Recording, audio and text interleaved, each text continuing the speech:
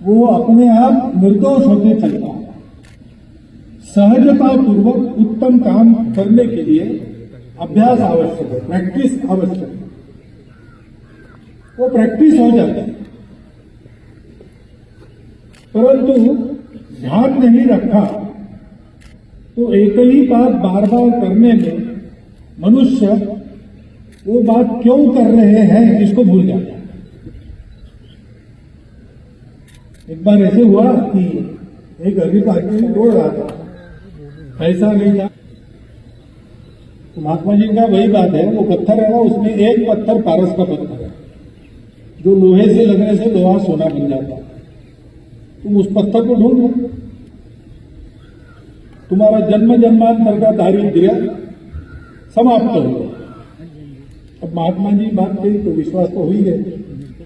तो अपने घर से एक लोहे की सीख लेके आया और खड्ड में खड़ा रहा और एक एक पत्थर उठा के देख रहा, उठाना उस सीख को लगाना, देखना नहीं वो सोने की, फेंक देना, दूसरा उठाना, फिर से लगाना, देखना, फेंक देना, उठाओ लगाओ, देखो देखो, जैसे आपने 1 2 3 4 में व्यायाम योग किए वैसा उसका अकेले का व्यायाम योग शुरू हो गया।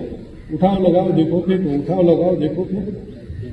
तो करते करते व्यक्ति से काम होने लगा, धुन लग गई और विचार भूल गया कि ये क्यों कर रहे। तो कभी एक बार उसके हाथ में वो पत्थर आया, उसने सीख को लगाया, सीख सोने की बन गई, आंखों ने देखा, लेकिन भूल गए थे क्या करना है, क्यों देखना है, क्या देखना है। तो 4 भी पत्थर को फेंक दिया और ऐसे हजारों पत्थर उठाए होंगे, एक बार उसको ठोकर लग गई तो एकदम होश में आ गया। अरे मैं क्या, हाँ नदी में मुझे वो ढूंढना है पत्थर, देखता है तो वो सीख सोने की बन गई। लेकिन पत्थर का पारस पत्थर कहां से उठा, कहां फेंका, कुछ मालूम नहीं। तो इतना ही प्रैक्टिस की, उसका एक तो फायदा हो गया कि एक सीख भर का सोना उसको मिल गया, लेकिन जीवन भर का मिल सकता था। तो करते समय क्यों कर रहे इसका विचार भूल जाने से वो जो बड़ा लाभ होने वाला था उसने छोड़ दिया। हम संघ के स्वयंसेवक जो बैठे हैं उनको तो ये सब पता है, उनका रोज का अभ्यास, रोज के अभ्यास से ये काम उत्तम होते हैं। अनुशासन संघ का प्रसिद्ध है क्योंकि अभ्यास है, ये अच्छी बात है। लेकिन करते करते ये हम क्यों कर रहे हैं ये भूलना नहीं चाहिए। इतने सारे स्वयंसेवक अपने यहां पर है, मैं समझता हूं कि बहुत वर्षों के बाद कठुआ में इतना बड़ा गणवेश का एकत्रीकरण हम सब लोग देखते हैं, तो इसमें कुछ 100 नए भी लोग होंगे। और फिर आजकल संघ जरा देश की गतिविधियों की केंद्र में है, तो संघ क्या कर रहा है सभी लोग देखते रहते हैं। तो नागरिक भी अधिक संख्या में आए हैं जो इसके पहले संघ को देख नहीं रहे। तो इन सबको ही आवश्यकता होती है, संघ क्या कर रहा है ये तो देख रहे हैं, लेकिन क्यों कर रहा है ये जानना। हमको करना क्या है, क्योंकि ये नहीं जानेंगे तो फिर अपने अनुमान से अलग अलग अर्थ लोग निकालें। एक लामा जी खड़े थे हिमालय के एक छोटे से टीले पर, शिखर पर, वहां से दूर देख रहे थे। आसपास के गांव से आने जाने वाले लोग लामा जी को देख रहे थे और अनुमान लगा रहे थे कि लामा जी उधर क्यों देख रहे थे। तो किसी ने कहा कि वहां से वो सीनरी अच्छी दिखती हो, दूसरे ने कहा लामा जी को सीनरी क्या नई बात है क्या, वैसे कितने ही शिखरों पर चढ़े और देखा है। वो तो दूर से किसी को देख रहे होंगे, कुछ चल रहा होगा दूर तक तो वो देख रहे होंगे। तीसरे ने कहा वहां क्या चल रहा है, कोई चल के आता होगा उसकी प्रतीक्षा कर रहे, तो दूर से निहार रहे कि आ रहा है कि नहीं आ रहा। फिर एक ने पूछ ही लिया लामा जी, लामा जी वहां खड़े होके आप क्या देख रहे हैं। तो बोले जो दिख रहा है वो देख रहा हूं। बोले क्यों देख रहे हैं। नहीं ऐसे ही मन हुआ इसलिए चढ़ गया, देखने का मन हुआ इसलिए देख रहा हूं। कोई कारण नहीं है। लेकिन नीचे जो लोग थे उनका कभी विश्वास नहीं हुआ कि ऐसा है, लेकिन वास्तव में लामा जी वही कर रहे थे। उनका मन हुआ किले पर चढ़ो, देखो, देखा। ऐसे संघ क्या कर रहा है, बहुत अनुमान लगाते हैं, ये कार्य को नहीं देखते। तो गीत सुन के कोई कहता है कि इनकी कोई संधि चाला होगी अखिल भारत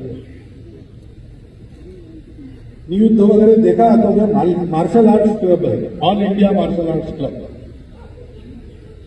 गणवेश वगैरह में तो ये पैरामिलिट्री वाले लोग हैं, ऐसा लोग नहीं। अब वो राजनीतिक दल में भी इसकी कुछ स्वयंसेवक है, आजकल प्रसिद्ध हो गए, तो फिर खबरें छपती है कि वो संघ के सरसंघ का अलग आए हैं और चुनाव के लिए स्वयंसेवकों की नब्ज टटोल गई। मैं तो जानवरों का डॉक्टर हूं, मनुष्यों की नब्जें नहीं टटोलता, हम सीखा नहीं मैं, लेकिन ऐसे अनुमान लगा। अनुमान की जगह प्रत्यक्ष है, अंदर आके देखना, जो है वो दिख जाएगा, समझ जाएंगे। अंदर आकर देखने के लिए भी थोड़ा सा भरोसा चाहिए कि गलत जगह अंदर नहीं जा रहे, तो बाहर आना ही मुश्किल हो जाएगा। इसलिए कुछ बातें मैं आपके सामने रखता हूं, स्वयं सेवकों के पुनर्स्मरण के लिए और बाकी लोगों के जानने के लिए। अभी हमने गीत सुना, विश्व को जिन बातों की आज आवश्यकता है उन बातों को विश्व को दे सकने वाला दुनिया में एकमात्र देश है भारतवर्ष।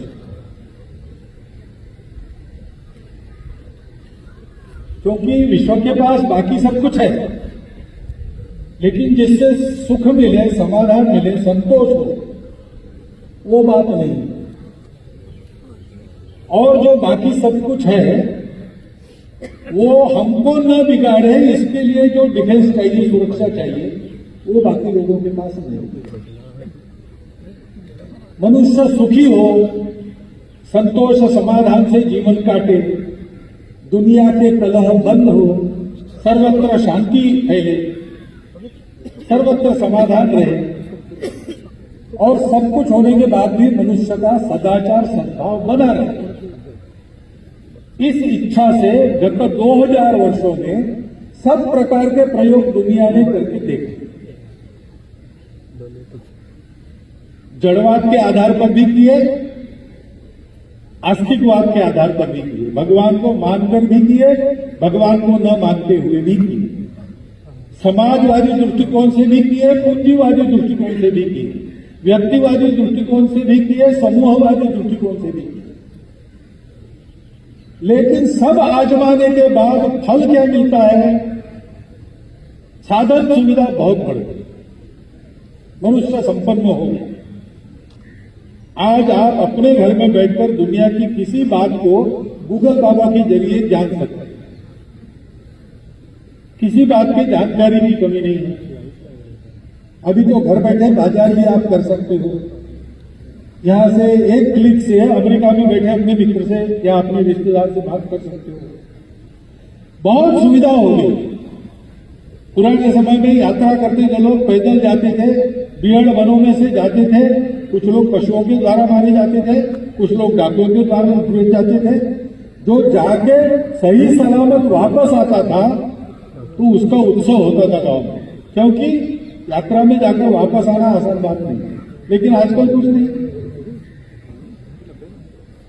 बस ट्रेन से लेकर तो हेलीकॉप्टर तक सारी सुविधाएं उपलब्ध है। जहां लोग जन्म जन्म में एकाध बार जाने की इच्छा करते थे, मानस सरोवर है, गंगा सागर है, ऐसी जगह आजकल हर साल जाकर आने वाले लोग हैं। इतनी सुविधा है, लेकिन दुनिया का दुख कम नहीं हुआ। दुनिया के कलह मिटे नहीं और बढ़ गए। अभी अभी कलह बंद हो गया, ऐसा लगा तो यूक्रेन का शुरू हो गया। यूक्रेन अभी खत्म नहीं हुआ तो उधर इसराइल हमास का शुरू हो गया। ऐसे साल भर चलते रहे, झगड़े थमने का नाम नहीं। साधन सुविधा संपत्ति भी बढ़ गई, लेकिन अपराध भी बढ़ गए। छोटे छोटे बच्चे अपने विद्यालय में बंदूक लेके जाते और अपने सहपाठियों को भूल देते। मानसिक विकृति बन गई, परिवार टूटने लगे, घटस्फोटों का प्रमाण बढ़ने लगा। ये सब हो रहा है। अपने सुख के लिए जो साधन हमने अपनाए, उन साधनों से भी ये खराबी हो रही है। तो अभी आर्टिफिशियल इंटेलिजेंस आ रहा है, पूर्वानुभव के आधार पर अनेक शास्त्रज्ञों को ये डर लगता है कि ये ला तो रहे हैं हम, लेकिन कहीं आज हम मशीन को चला रहे, मशीन कल हमको चलाने न लगे। इस उहापोह में दुनिया है, उसको रास्ता मिल नहीं रहा और उनको लगता है कि रास्ता भारत से ही मिलेगा, क्योंकि ऐसे ही उस समय के तंत्र ज्ञान में नंबर 1 भारत था, सोने की चिड़िया कहलाता था। यहां गरीबी नहीं थी, भिखारी नहीं थे, चोरी नहीं थी, अप्रामाणिकता नहीं थी, सब लोग समाधान पूर्वक रहते थे। भाषा, पंथ, प्रांत, जाति पाति सब विविधता थी, लेकिन आपस में कलह नहीं था। ऐसा 1 नहीं 2 नहीं 3000 साल तक भारत रहा। अभी अभी तक भारत पर आक्रमणों का तांता शुरू होने के पहले तक भारत सब मामलों में दुनिया का नंबर 1। भारत के पास कोई प्राचीन पूंजी ऐसी है जिससे दुनिया को रास्ता मिल सके और मिलता है। अभी G20 हुआ। G20 में मुख्यतः आर्थिक और भू राजनीतिक मामलों का विचार होता है, वो भी अर्थाधारित ही विचार होता है। व्यापारी मानसिकता से ही सारे देशों के मुख्य और प्रशासक वहां आते चर्चा करते। लेकिन भारत में परिषद हुई, भारत यजमान बना, तो परिणाम क्या हुआ? अर्थाधारित विचार करने वालों ने वसुधैव कुटुंबकम के मानवीय विचार को स्वीकृत किया। आर्थिक विचार पर मानवीय विचार सवार हो गया। अब उसके क्रियाकलाप जरूर बदलेंगे। यह दिशा भारत में ही उनको मिलती और भारत में उनको मिलनी ही थी, क्योंकि भारत के पास अपना एक दृष्टिकोण है, वो थियरी नहीं है, वो प्रत्यक्ष अनुभूति है। भारत के पूर्वजों ने बहुत पहले ये जाना कि दिखता सब अलग अलग है, लेकिन एक से ही निकला है।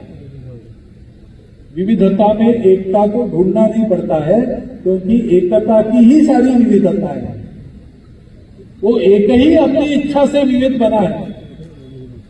विविधता में विचरण करना पड़ता है हम लोगों को भौतिक जीवन में। एकता का भान रख के चले तो सुख ही सुख है। इसलिए उस एकता को जानो, वो परम लक्ष्य है। सुख को ढूंढना है तो सुख बाहर नहीं है, सुख अपने अंदर है। गुलाब जामुन खाएंगे, कितने खाएंगे? खवैये लोग हैं, 100 खाते हैं, लेकिन 100 के बाद 101वां उनसे भी निगलना नहीं होता। फिर 10-25 और ठूसे जाएंगे तो निगल लेंगे। लेकिन एक समय आएगा कि वही गुलाब जामुन जैसा पहले था वैसा ही 125वां या 150वां उनके मुंह में ठूसेंगे तो उल्टी हो जाए। तो वो मिठाई जो अच्छी लगती है वो गुलाब जामुन में थी कि अपने मन में थी? वो अपने मन में थी। और इसलिए सुख का उद्गम अपने अंदर है। जो सबके अंदर है वो ही हमारे अंदर है। जो एक विविध बना है वो सब में है। अपने अंदर उसको जानो और सब में उसको देखना सीखो, तो शाश्वत सुख मिलता है। और उसके लिए अपने व्यवहार को सत्य, करुणा, शुचिता और तपस, इन 4 मूल्यों की चौखट में रखकर जीवन जीना पड़ता है। सत्य यह है, एक के ही सब बने, इसलिए सब अपने, वसुधैव कुटुंबकम। स्वयं के लिए नहीं जीना, अपने लिए नहीं जीना, अपनों के लिए जीना, तो सुख मिलेगा। इस सत्य को मानकर और सत्य को करुणा के लेप में लपेटकर, क्योंकि सत्य बड़ा कटु भी होता है, सत्य को पहुंचाने के लिए मनुष्य में करुणा चाहिए, अपनों के लिए जीने के लिए भी करुणा चाहिए। प्रेम भक्ति का ही एक रूप करुणा है। उस करुणा के साथ चलो, और ऐसा अगर होना है तो आपको अंतर्बाह्य पवित्र होना पड़ेगा। विकारों के पीछे मत भागो। काम, क्रोध, लोभ, मोह, मद, मत्सर, ये षड्रिपु है, अपने 6 शत्रु है, इनसे दूर हटो, अपने अंतर को मुक्त करो, शरीर मन बुद्धि से पवित्र हो जाओ और उसको जानने की तपस्या करो। ऐसा पवित्र बनने की तपस्या करो। जो ऐसी तपस्या करता है, अपनों के लिए जीता है, मैं और बाकी सब, इनमें कोई अंतर नहीं है। ऊपर से दिखने वाली बातें अलग है, लेकिन अंदर सब माल एक ही है। ये जानकर जो चलता है वो मुक्त हो जाता है। उसको फिर दुनिया के बंधन रोक नहीं सकते। ये बात हमारे ऋषि मुनियों ने जीवन जीकर अनुभूति के आधार पर बताई, और आज भी ऐसा बता सकने वाले जीवन हमारे पास है, प्रत्यक्ष है। ये जो हमारे सनातन धर्म के मूल्य है, इसके आधार पर हम केवल उपदेश करते नहीं रहे, हमने अपना जीवन ऐसा बने, ऐसी आदतें लगाने वाली एक संस्कारों की व्यवस्था शुरू की।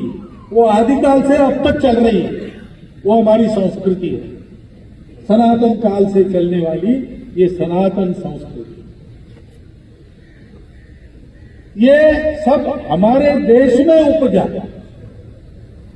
लेकिन ये केवल हमारे लिए नहीं है, क्योंकि सब अपने हैं, तो ये सबके लिए है। हमने कभी इसको हिंदू वगैरह नाम नहीं दिया, हमने इसको सनातन धर्म कहा, सनातन संस्कृति कहा। इसके आधार पर दुनिया चलती है। दुनिया कैसे चलती है? पृथ्वी सूक्त की पहली ऋचा, जिस सूक्त में वो प्रसिद्ध माता भूमि पुत्रो अहम पृथिव्याम ऐसी पंक्ति मिलती है, सब जगह लोग बोलते रहते हैं। उस सूक्त के पहले पंक्ति में कहा है कि ये सृष्टि टिकी किस पर है? सत्य पर टिकी। दूसरा कहते हैं कि संतुलित व्यवहार पर टिकी है। तीसरा कहते हैं कि सामूहिक व्यवहार पर टिकी है। चौथा कहते हैं कि तन मन की उद्देश्य की पवित्रता के आधार पर टिकी है।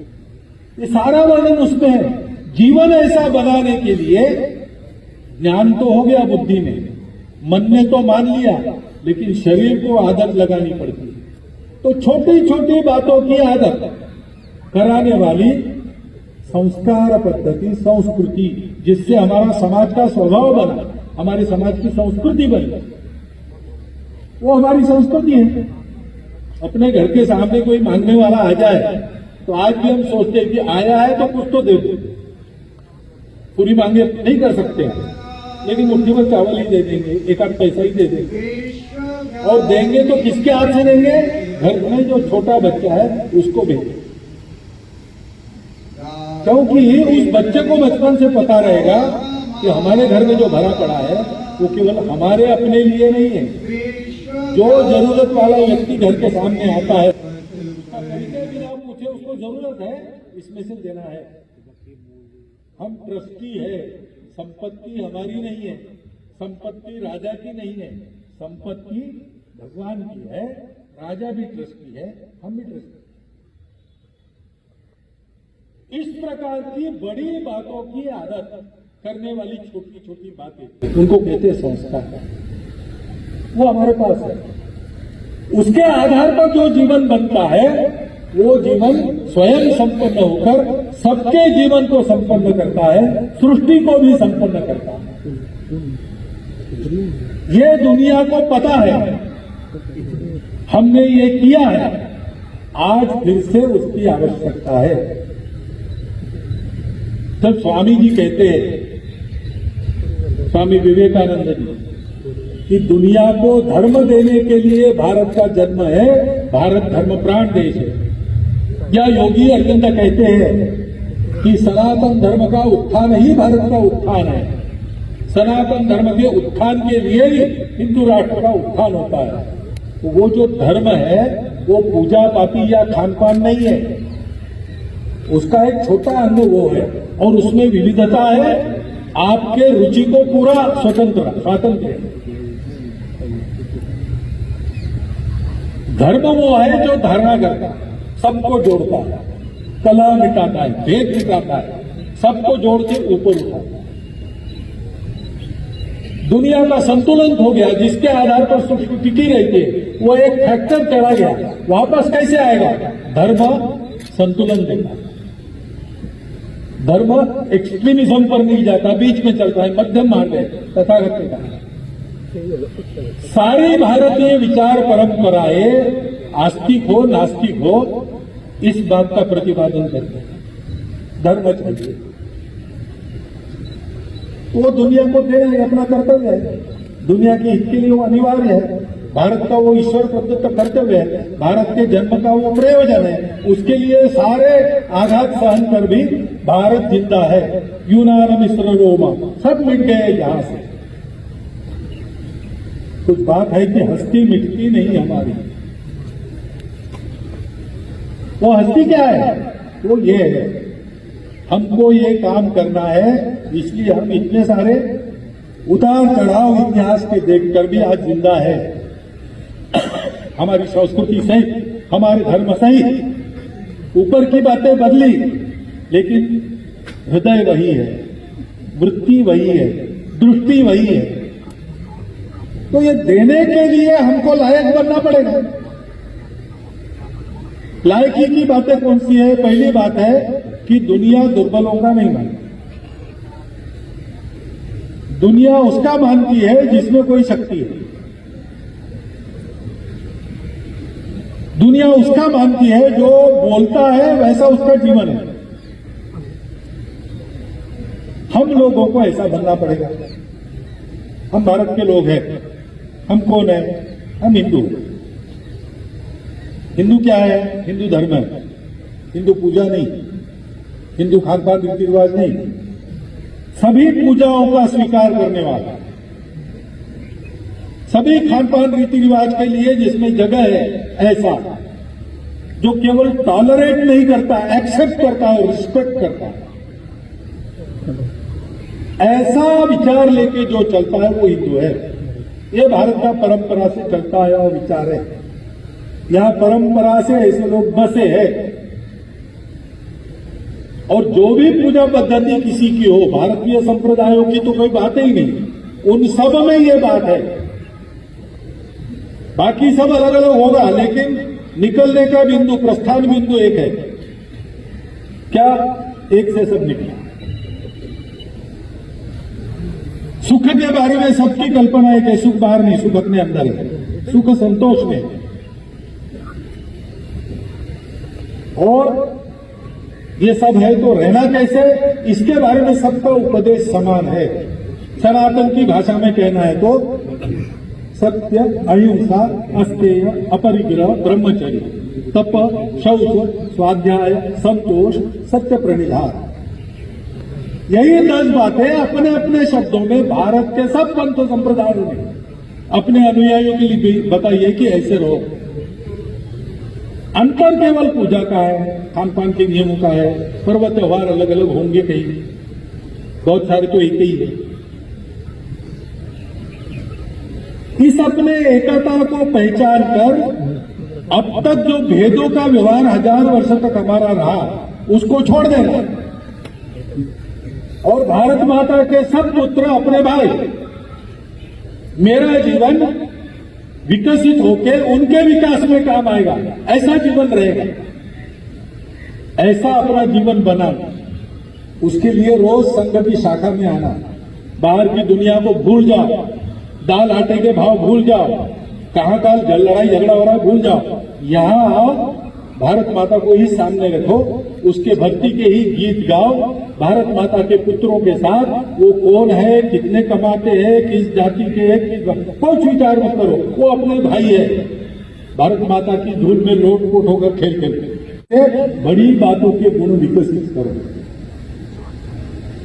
और ऐसा करते हुए सबको जोड़ो, सब मिलकर भारत को बड़ा बनाएंगे ताकि भारत सब विश्व के देशों को साथ लेकर दुनिया को सुख शांति का नया रास्ता दिखाएगा। संघ का काम इसके लिए चला है। प्रार्थना होगी, आप सुनेंगे, आपकी कड़ी देखिए। विजयत्री चल संहता कार्य शक्ति, हमारी संगठित कार्य शक्ति के भरोसे विधायास्य धर्मस्य संरक्षणम, उस कार्य शक्ति का उपयोग गुंडागर्दी के लिए नहीं, लड़ाई झगड़े के लिए नहीं, धर्म का संरक्षण करने के लिए, जोड़ने वाला तत्व, बिखरने न देने वाला तत्व, सबको उन्नत करने वाला तत्व, उसकी सुरक्षा के लिए उपयोग करते हुए हम अपने देश को परम वैभव संपन्न बनाएंगे। इसके लिए शीघ्र समर्थ बनेंगे। परम वैभव में तो वेतन स्वराष्ट्रम समर्था भवतु, भगवान को कहते तुम्हारा आशीष दो, वृषभ जल्दी हो।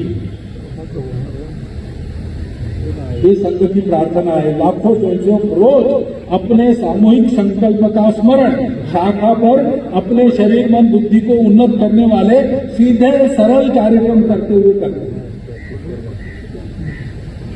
छोटी छोटी बातों की चिंता करते हैं तो बड़े बड़े प्रकरणों में संघ के स्वयंसेवक सबसे पहले पहुंचकर समाज को राहत देते। इसमें कोई आश्चर्य हमको नहीं लगता। अंग्रेजी में कहावत है, take care of pennies, pounds will take care of themselves. बड़ी लंबी चौड़ी बातें करने में कोई मतलब नहीं भैया, पहले तुम अनुशासन में रहना चाहिए। देश में कंट्रोल चाहिए, अगर देश में चाहिए तब होगा, लेकिन पहले अपनी चप्पल लाइन में रखो। तुम जब बात नहीं करनी है तब बात न करना, चुप रहना सीखो, दक्ष में स्थिर खड़ा रहना सीखो। छोटी छोटी बातें,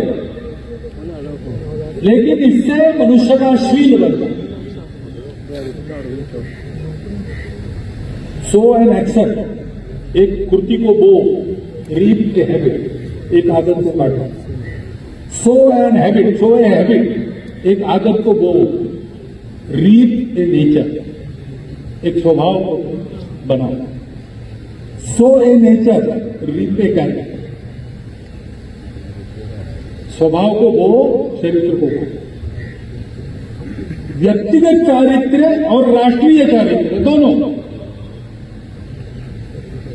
हमको भी शुद्ध रहना, पवित्र रहना, दुनियादारी के कीचड़ में उतर कर भी अपने आप को उससे अलग रखकर उससे डील करना, उसको हैंडल करना है। ये प्रपंच की कुशलता है। कुशलस्य उपसंपदा, ऐसा तथागत ने कहा है। योग कर्मसु कौशलम, ऐसे श्री कृष्ण ने कहा है गीता में। उसका अर्थ यही है, दुनिया में निकलते हैं तो प्रकृति स्वभाव के अनुसार चलता है, तो हम अहिंसक है, लेकिन सामने से कोई नाक जा रहा है तो हम उससे बचेंगे जरूर, उसको जाके मारेंगे नहीं, सर्वमित्र को बुलाएंगे, उसको छोड़ देंगे जंगल में। लेकिन जानबूझकर मैं तो अहिंसा का पालन करने वाला हूं, मुझे कुछ नहीं करेगा, इसलिए उसके सामने नहीं जाता। ये कुशलता है। शक्ति संपन्न इतने बनो कि दुनियादारी के जंजाल में हम पर कोई कीचड़ का धब्बा न लगे। हमको तो आज बहुत इसकी जरूरत इसलिए है कि आज अनुकूलता का जमाना है। हमको सब लोग चाहते हैं, हम पर विश्वास रखते हैं। हमको जितना उन्होंने देखा है उसमें उनको ध्यान में आया है कि ये लोग अच्छे हैं और सद्भावी है, तो हमसे अपेक्षा भी करते और हमारी प्रतिज्ञा भी है, तो हम काम भी करते हैं। लेकिन करते करते जहां जाएंगे वहां के वातावरण का कुछ तो परिणाम होता है। हमको यह अहंकार करने की जरूरत नहीं कि हम नहीं बिगड़ेंगे, हम भी बिगड़ सकते हैं। और इसलिए हमारे लिए एक तो उपाय है, रोज की शाखा है। रोज शाखा में आकर अपने तन मन को फिर से पवित्र कर 23 घंटा उस पवित्रता का उपयोग करो काम करने के लिए। कुछ मन पर मैल जमा हुआ होगा, विरोध के कारण कुछ मन में रंज हुआ होगा, क्रोध आया होगा, सब धो डालो, अपने आप को ठीक करो, फिर लगता है। हमारे पास उपाय है, उस पर टिके रहना चाहिए। तो ये बड़े काम करते समय अपने स्खलन से हम बचेंगे।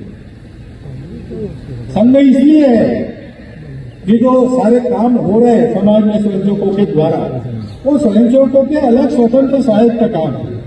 उस पर संघ का कोई बस चलता नहीं और संघ चलाना चाहता नहीं अपना, कोई रिमोट या डायरेक्ट कंट्रोल नहीं है कहीं। स्वयंसेवक शाखा में तैयार हुए हैं, उनको विचार है, उनको संस्कार है, वो अपना काम करेंगे, संघ का विश्वास है, उन पर छोड़ दिया।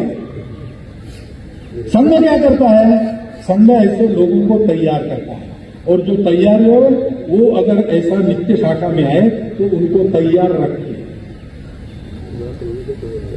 इसलिए शाखा का आग्रह, संघ यानी शाखा, शाखा यानी कार्यक्रम, क्योंकि कार्यक्रमों से आदत बनती है, आदतों से संसद बनता है, उसका शील बनता है।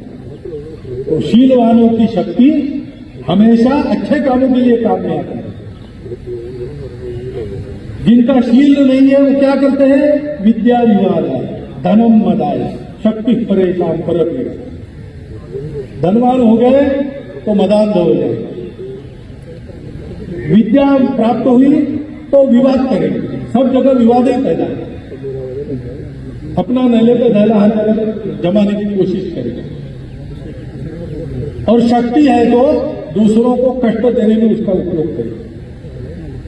लेकिन शीलवान जो है ये खलस से, साधुओं का ऐसा, दुष्टों का ऐसा है, साधु विपरीतम है, इसके उल्टा है, ज्ञानाय दानाय रक्षणाय।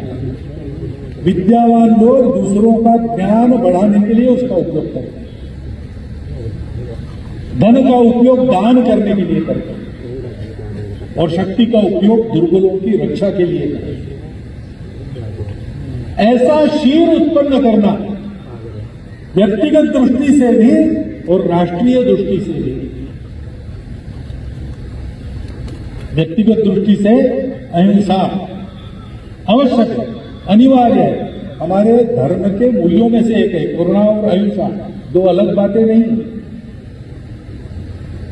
परंतु दुनिया में दुष्टों से दुर्बलों की रक्षा करनी है तो हाथ में शस्त्र धारण करना पड़ता है। इसका अनुभव तो हम स्वतंत्रता के बाद बार बार ले चुके हैं, और इसलिए राष्ट्रीय संदर्भ में चारित्र्य का विचार करते समय एक के गुण का विचार नहीं करना पड़ता, सबकी सुरक्षा, सबके हित का विचार करना पड़ता है। अहित करने वाले, समाज को तोड़ने चाहने वाले, देश को तोड़ना चाहने वाले, उनके लिए जिस उपाय से उनका विनाश होगा उस उपाय को करना, यह अहिंसा ही है। ऐसे हमारे व्यक्तिगत सद्गुण हैं, उन व्यक्तिगत सद्गुणों का व्यक्तिगत जीवन में पूर्ण स्थान है।